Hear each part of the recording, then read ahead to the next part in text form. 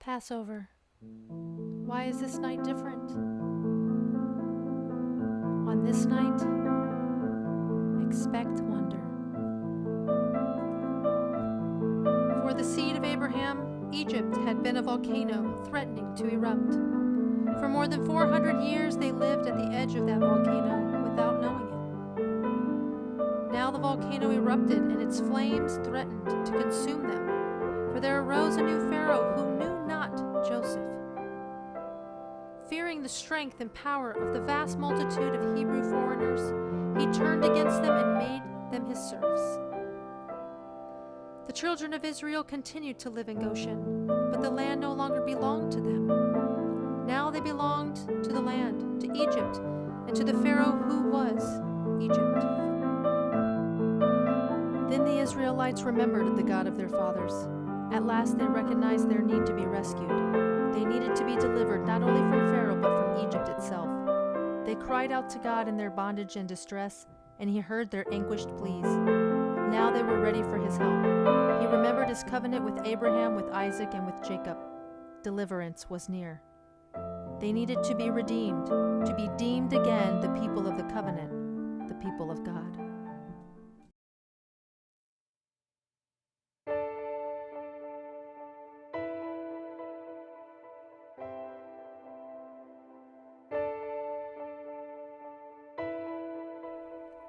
The sons of Jacob had to forsake Egypt in order to serve the living God.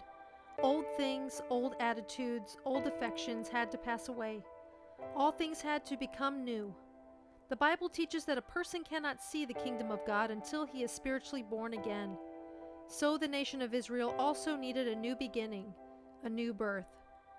Thus the redemption at Passover prepared the sons of Jacob for another covenant to be made at Sinai, which would reestablish and reaffirm them as the nation of God.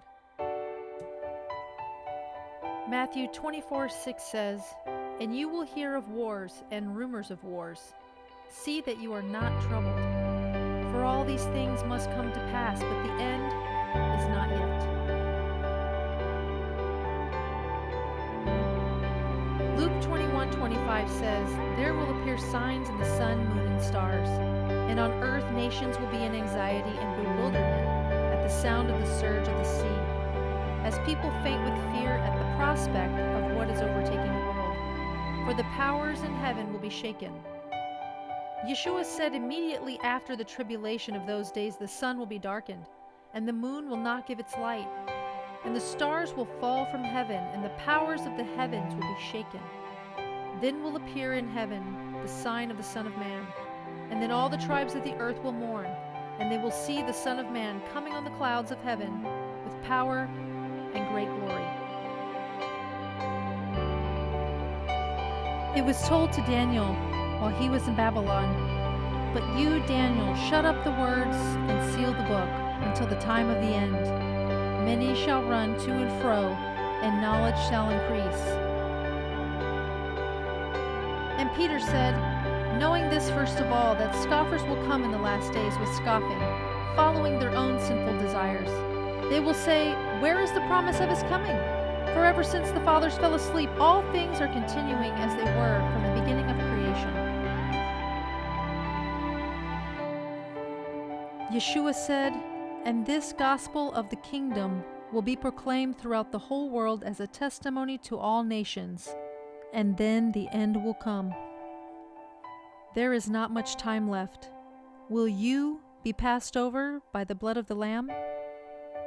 Come, walk with Yeshua out of Egypt towards the promised land.